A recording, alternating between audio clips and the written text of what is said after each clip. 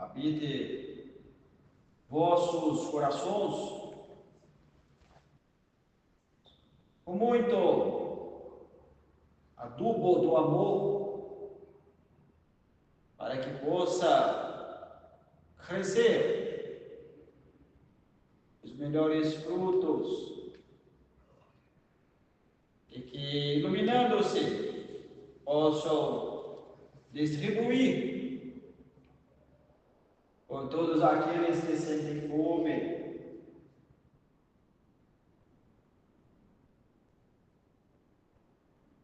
E compreender o motivo da encarnação deveria ser a missão de todo espírito que já se encontra em patamar nominal. A vida é um ciclo ou uma repetição de ciclos quase que infinitos para a depuração contínua de cada alma. Mas sem compreender esse ciclo contínuo, quase infinito, o espírito perde a oportunidade de tirar o máximo de cada experiência que ele vive. É claro que o lar original do espírito não é um plano material, mesmo que a matéria habite em qualquer lugar. É um plano espiritual, mas os desafios estão na matéria. Imagine cada um de vocês estar presente na escola, mas estando na escola não sabe por que está na escola, não sabe o que vai estudar, não sabe o que deve aprender, até quando deve aprender, com quem deve aprender. Estar na terra, por exemplo, sem o mínimo de interesse em compreender a finalidade da encarnação, é como estar solto em uma escola e não ter nenhuma condição de progredir no aprendizado e no crescimento. E isso não é força de expressão. Basta cada um examinar o que cada um dos que conhece tem feito de suas vidas no terra. Perguntem a 5 que vocês conhecem: qual é o propósito de vida que cada um destes tem no terra? O que se espera atingir de meta? O que se espera adquirir de patrimônio para a alma? Se dos 5, 4, 1 responder algo minimamente que faz sentido, seria um milagre. E não é por incapacidade, é por desinteresse. E em função disso, é que os ciclos são quase infinitos, porque a necessidade é quase eterno.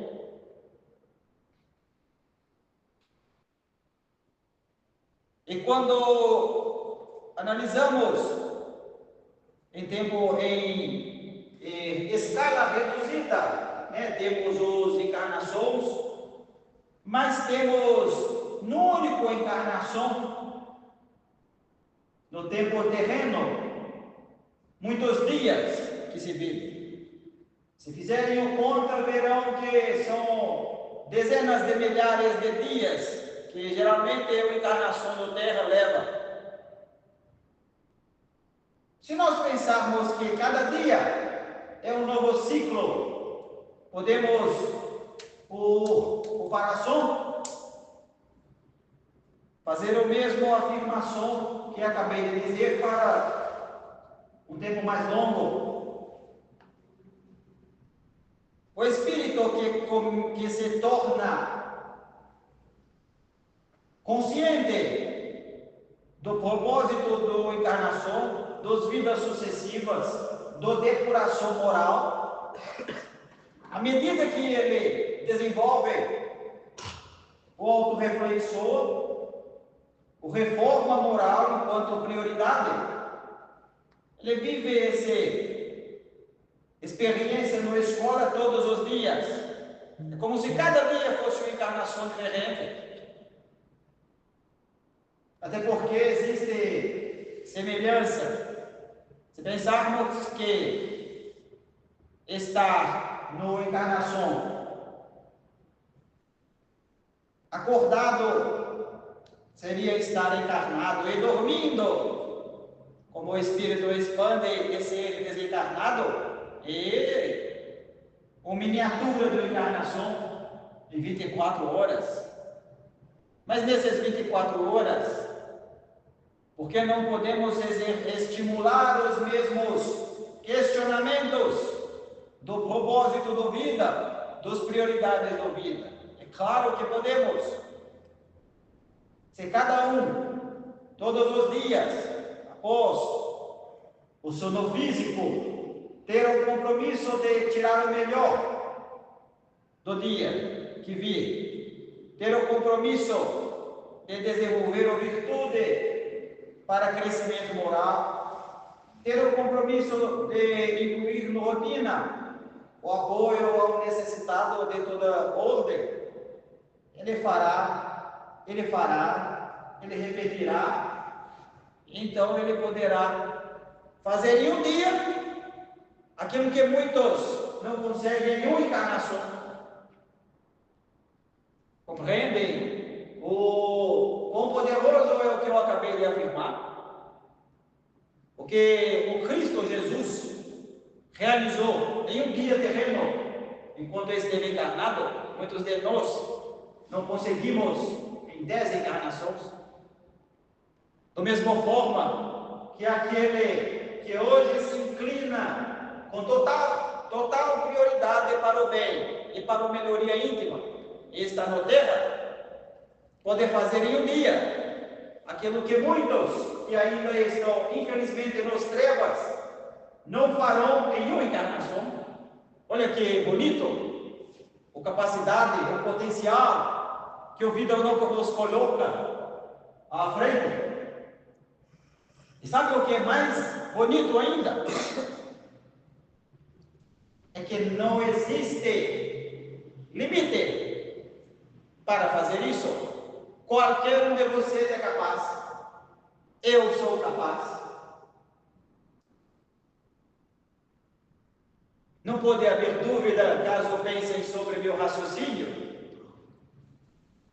Agora, onde está o tesouro, está o coração. Aonde está nosso tesouro? Essa é a pergunta que deveríamos fazer a cada dia, de novo dia, que é novo ciclo. Aonde estou depositando meu ambição, meu interesse, meu tempo, minha prioridade? É bem convidativo. Quando falamos que Deus dá a todos em igualdade, se pensarmos bem, isso é uma verdade. Como acabei de afirmar, existem recursos simples, como o exemplificado, para que todos possamos acelerar nossa evolução? Se pensarmos, entenderemos que de fato é. E se o que eu disse sobre não haver limite, impossibilidade, impedimento para ninguém realizar isso, todos temos as mesmas condições. Porque alguns conseguem, ou alguns poucos ainda conseguem e outros não? Porque alguns se dizem felizes e outros tristes. É porque aquele que é triste merece menos do que aquele que é feliz? Ou é porque aquele que se julga triste se esforça menos do que aquele que é feliz? Deus é muito belo. Quando se fala que Ele é soberanamente bom e justo, isso não é uma mentira.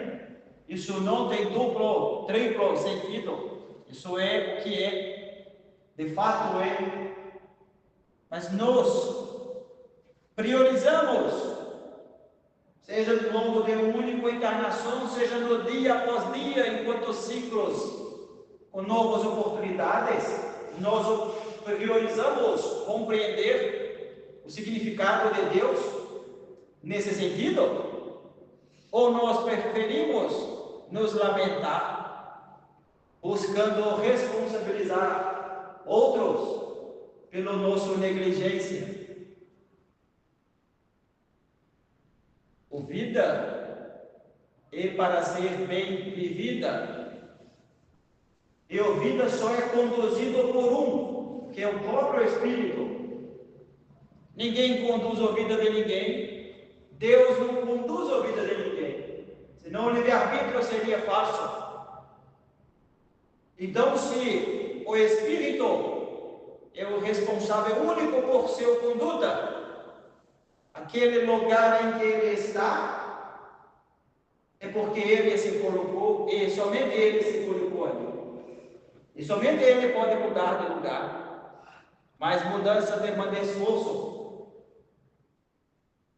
Mas se Deus é soberanamente bom e justo e dá a todos em igualdade, podemos afirmar que todos têm a força necessária para se empenhar e conseguir realizar sua mudança. É justo. Então, queridos irmãos, viver bem ou viver mal, no fundo, é apenas uma questão de opção individual. É uma escolha. Mas o mais bonito é que essa escolha pode ser revisto todos os dias, todos os ciclos. Seja quanto tempo levar, seja no amanhã ou no depois de amanhã, não podemos perder a esperança de que sempre é momento de oportunidade de fazer diferente, de mudar. Veja quando Jesus refere-se aos trabalhadores de última hora, não tem limite de tempo. É claro que quem deseja o equilíbrio e a felicidade se antecipa. Mas olhando para frente, a qualquer momento, a qualquer dia, é oportunidade de mudança. Não falta recurso, não falta força, e somos, sim, os responsáveis pela nossa situação atual e nossa situação futura. Como estão vocês? Todos vibrantes, animados com as mudanças? Como está a reforma íntima de vocês? Em andamento. É uma boa resposta. Em andamento. Melhor que paralisado. É melhor que bruto. o andamento, como medir, a taxa de progresso, é rápido ou devagar? Devo acelerar, entendeu? Mas está constante. E tem dado resultado? Olha que bonito. Isso prova que funciona. Esse é o beleza do fé. O fé possui um detalhe que é aquele que exercita, atinge o resultado, comprova que funciona, se anima para fazer mais, realiza mais, atinge outro mais resultado, se anima ainda mais e continua. Quando Jesus dizia que podíamos fazer quase tudo com fé, porque ele passou por todo esse crescente. E se fizer mais resultado terá.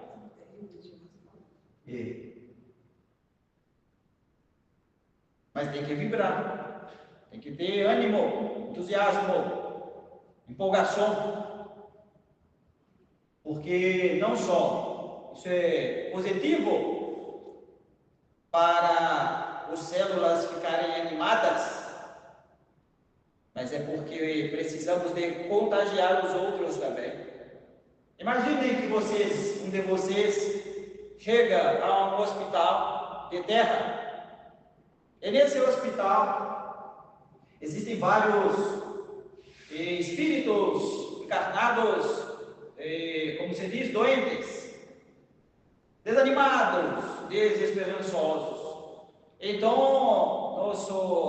outro amigo será levado para fazer o trabalho, como se diz, do caridade. Essas queridas amigas chegam no hospital e chegam tristes, de cabeça baixa, sem um sorriso no rosto. Não anima o doente, não anima. Mesmo que a intenção seja muito boa, que tenha palavra de conforto, que tenha atenção com o olhar, mas é como você tentar despertar alguém se você está sonolento. Então temos que despertar o ânimo, o entusiasmo, muito do brilho enquanto projeção de luz do espírito, do aura, como alguns dizem. É disso. É do ânimo. Quando quem teve a oportunidade de conviver com nobres almas no terra, e observava o comportamento de grandes homens e mulheres, me refiro a espíritos humanos, no final, eles irradiavam entusiasmo. Passava-se perto e sentia uma impressão, e aquilo chamava a atenção. E quando chamava a atenção, se começava a conectar, e na conexão estabelecia a relação necessária para o melhor caminho, túnel do caridade. Não vale pensar que é fundamental se animar, e se entendermos que nada que acontece na vida é ruim, como eu disse anteriormente, procurando o caminho, o propósito, a prioridade, aí perceberá todos que somente há motivo para vibrar. Então você fica radiante, sorridente a todo tempo. E quando chegamos no terra, a trabalho, infelizmente o que vimos é diferente. Vemos poucas pessoas sorrirem, muitas pessoas com semblante de tristeza, de desânimo, de revolta, de conformismo. O que queremos é o contrário, é construir todos juntos uma nação onde todos sorriem, todo momento. Em colônias espirituais, como aqui muitos de nós aqui do casa habita, não se tem alma com semblante fechado, não se tem alma com cabeça baixa de tristeza. Parece um lugar, com muito respeito a todos queridos, de gente boba, sabe? Pessoa que está sempre com uma cara boa, como se fosse burra, inocência, desse tipo. Mas todos, e não é pensando em piada a todo momento, pensando nesses fatos que divertem, porque não há outro estado a não ser esse. Estar em estado diferente desse é que é o não normal para o Filho de Deus. Sorriem mais porque abre portas, o corpo agradece e favorece o felicidade. Alguém tem um comentário, pergunta? Eu tenho uma observação para fazer.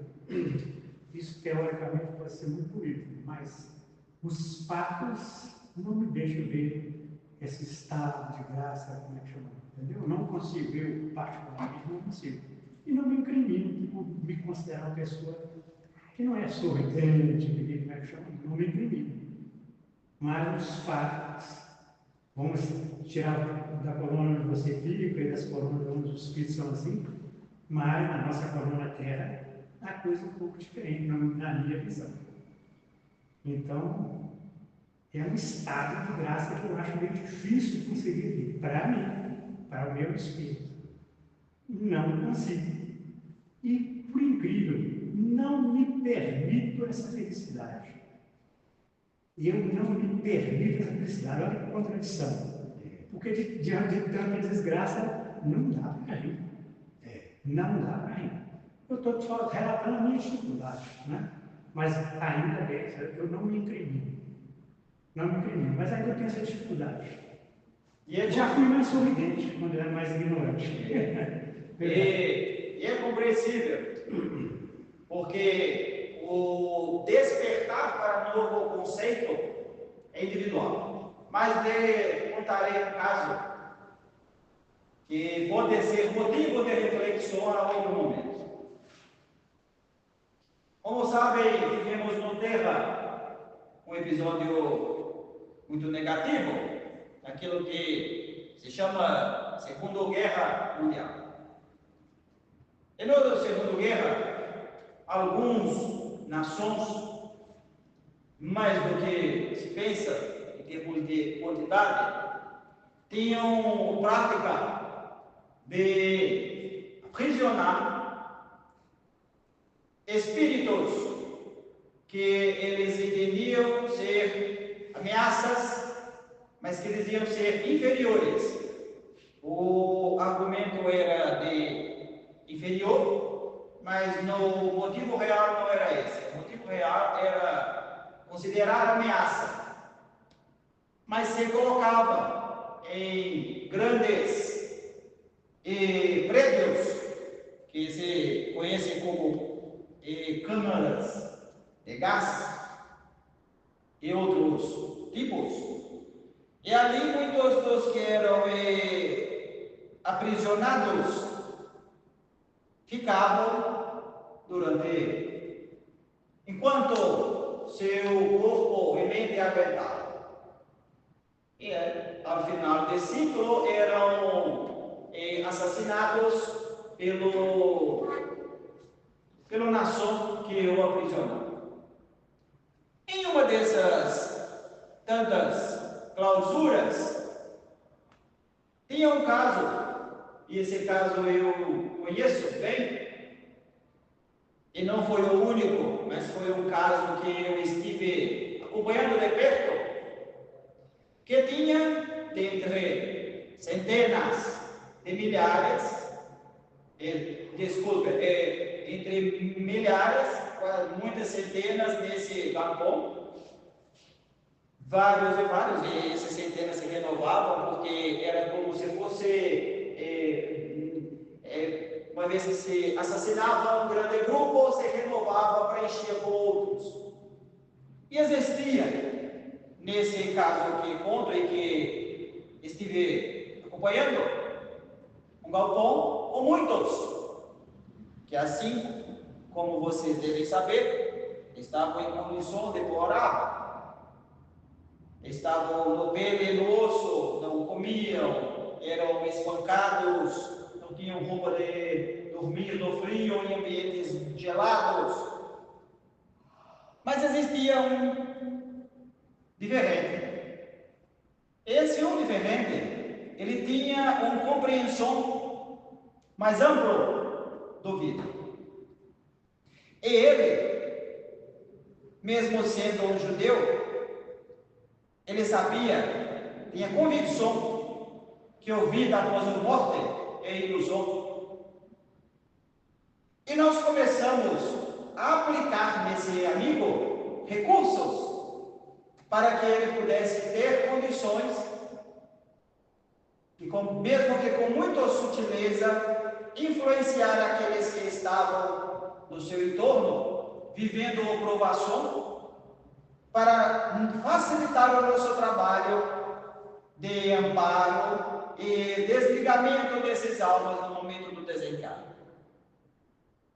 Esse nosso amigo trabalhador, ele então começou a ter encontros conosco durante o sono, para orientarmos melhor e para aproveitarmos do ânimo, do entusiasmo e do fé, mesmo diante daquela carnificina em larga escala. Mas ele compreendia um pouco mais do porquê. Então esse amigo nos ajudou muito para facilitar o nosso trabalho nesse prédio que ele ficava. E um dia chegou o momento dele ser assassinado. E quando ele entrou no fila, ele estava sorrindo. Mas não sorrindo de deboche, não sorrindo de desequilíbrio mental pelo medo, e sim porque para ele já era muito claro a realização. E para ele era muito claro que aquilo era apenas mais uma etapa pequena, e que ele estava a caminho da felicidade. E então ele foi colocado numa fileira para receber o chumbo e cair no vala. Nem todos eram, eles encarnavam através do asfixia, do envenenamento ou do fogo, que tinha de tudo. E então ele levou o chumbo no testa e caiu sorrindo. E sabe o que é mais interessante? Ele não, assim como acontece com todo filho do Cristo, não sentiu dor. Ele aceitou o processo pelo seu condição de esclarecimento. E minutos depois, segundos depois, ele levanta do corpo. E sabe o que ele pede logo em seguida? Eu quero continuar aqui. Porque muitos dos almas lá estavam, outros encarnados chegaram. Então, talvez, querido amigo, eu poderia afirmar que poucos são as desgraças como essas, que mesmo diante de tamanho impacto, aquele que tinha melhor condição não deixava de sorrir, até porque sabia que o seu sorriso iluminava para os outros ao redor. Então, esse é meu comentário. E te agradeço a reflexão, mas com muito respeito à individualidade, porque é cada um no seu momento e no seu tempo. É sempre um grande prazer e estamos juntos. Todos aqui somos uma família. Não há motivo de imaginar sequer que estão sós, porque isso não é verdade.